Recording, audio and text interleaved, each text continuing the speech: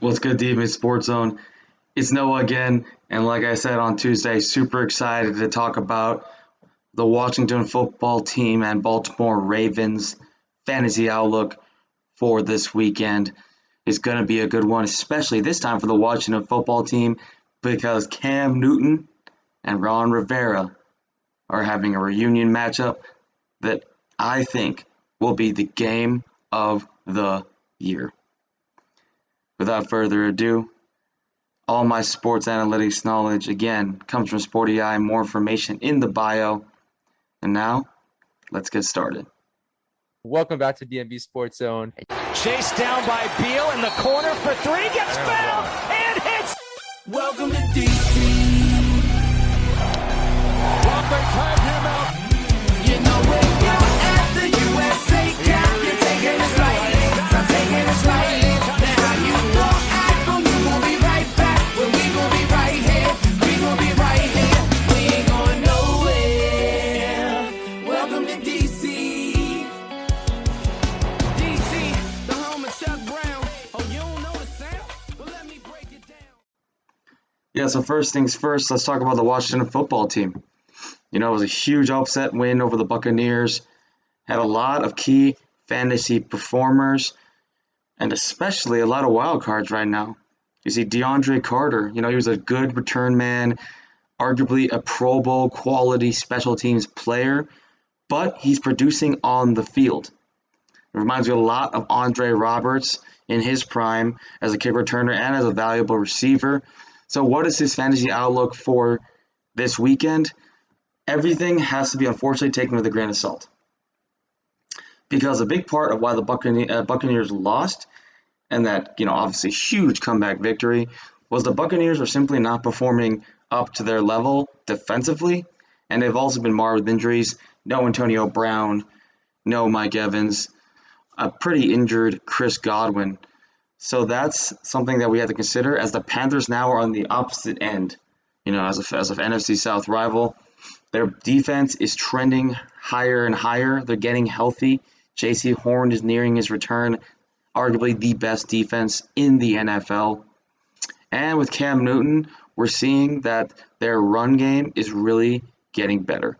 Christian McCaffrey getting 10 targets, plus Chuba Hubbard getting a touchdown, showing how balanced their rushing attack is. With Cam Newton under center, they're a real rushing threat. We've also lost Chase Young for the season with an ACL tear, so that's a huge downgrade on a defense that's already struggling. Did better last week, but will the injury to Chase Young be too much? Sporty Eye says it will.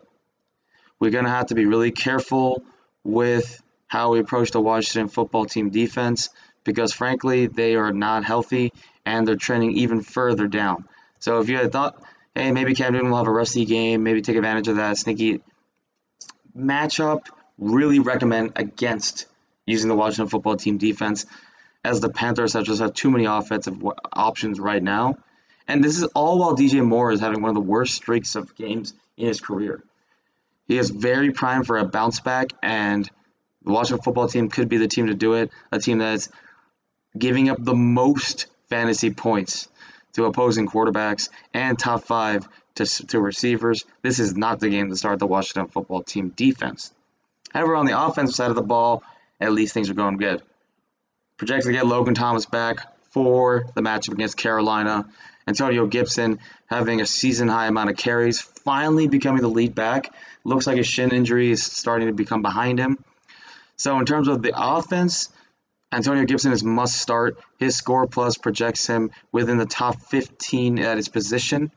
That's going to be huge, especially against a tough Carolina Panthers defense.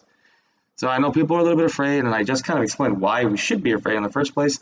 But Antonio Gibson will be a big part of that offense. They really need to establish the run if they have any hope to win this game. Rivera is starting to trend towards more of the power run these past couple weeks. So Gibson is a must start. He is an RB2 with RB1 upside. Very excited to see how he does. Analytics check out great. The other people to keep an eye on, obviously, on the Washington football team offense is Terry McLaurin, and Taylor Heineke. Taylor Heineke is a quarterback 2 in a superflex league. Not really worth starting if you're in only a 1 QB league, but I think he'll become a decent performer this weekend. Scary Terry, obviously, a wide receiver 1 with a floor being high end wide receiver 2. Very safe floor. Ceiling could be capped in a tough matchup that may see the run be utilized a lot more. Still a must start in fantasy. So in terms of DeAndre Carter, I want to save him for last because it's going to be, like I said in the beginning, it's a lot of complicated situation. He is a player like Bryan Edwards, I think is very comparable from the Las Vegas Raiders, where he is touchdown dependent. Is he flex worthy? I believe so. His ceiling is a wide receiver 3 if he can get the touchdown, but his floor is a wide receiver 4 flex play. So if you're in a deeper league, hey, there's a lot of injuries, some bye weeks. Why not throw a flyer on Carter? But besides that, if you're in a 12-team league or under, not really worth the start. He might be, worthy of the stash though. Analytics do trend well for the rest of the season, but he's never going to be the breakout, Hunter Renfrow level upgrade from wide receiver 4 all the way to wide receiver 2 type of trend this season. But for the future, he's someone to keep an eye out for as the Washington football team is desperate for playmakers, especially with Curtis Samuel probably going to be out for the rest of the season, whether it's on and off the IR report. So Carter is merely a flex play and a deep stash. But now let's talk about the Ravens. Pretty quickly, they got a good matchup coming into this weekend, and they are in a desperate need for a bounce-back win after the embarrassing loss to the Dolphins. From a fantasy perspective, the takes were still pretty accurate. Mark Andrews did finish as a top 3 tight end that last weekend. Lamar Jackson barely, he kind of saved his fantasy day with a touchdown pass to Mark Andrews. Marquise Brown did well, and Bateman also really becoming better and better. So what happens this weekend? I think everything stays the same. Lamar Jackson's a must start. Mark Andrews is a must start. Marquise Brown has continues to have one of the safest floors in football as a wide receiver too. But Bateman, I really want to focus on Bateman because Carter is the Washington football team's, surprise rookie receiver. Bateman had high expectations coming in, and he's delivered. Especially in PPR leagues, he is someone that you really want to keep an eye on as his floor increases every single week. And coming into this weekend, this Score Plus projects him as a wide receiver 3 with high-end wide receiver 3 upside.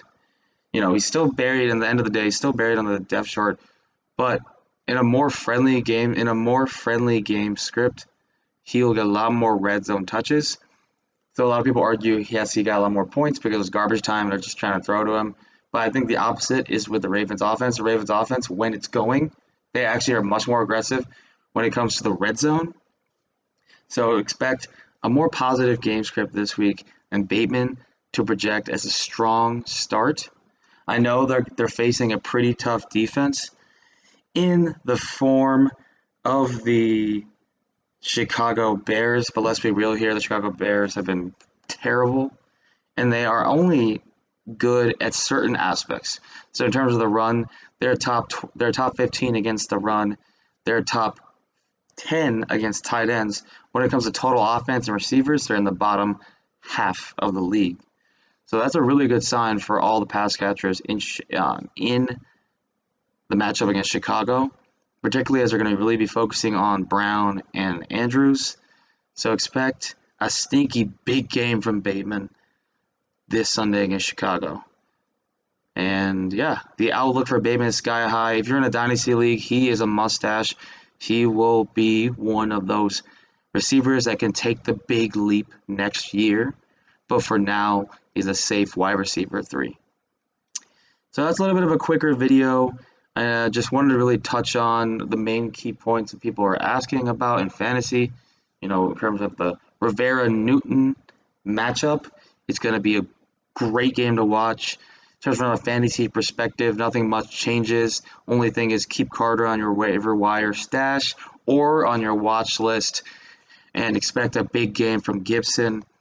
And on the other side of the Ravens, Bateman is that sleeper that if you haven't picked up, he is a must-stash at this point. And if you have a couple bye weeks, he could be worthy of a flex. He's a sneaky value against Chicago. And yeah, that wraps things up. Again, from a fantasy perspective, nothing much changes for the Washington football team. But in terms of the real life, this will be the game of the year, at least for the Washington football team. Cam Newton, Rivera get a matchup. We'll see who gets revenge on who, and we'll see who breaks out. But I have a really strong feeling it's going to be Gibson. Remember, avoid that defense, though. Do not play it, cheeky, expecting Cam Newton to do terrible. Because even if he just plays mediocre, there are way too many weapons to worry about, especially DJ Moore asking for a breakout game after arguably the worst streak of games in his career. And I'm very excited to see, as a Panthers fan and as a Washington football team fan, it's a win for both franchises. And the Ravens with a must win, which I expect them to win against Chicago. Again, this is Noah.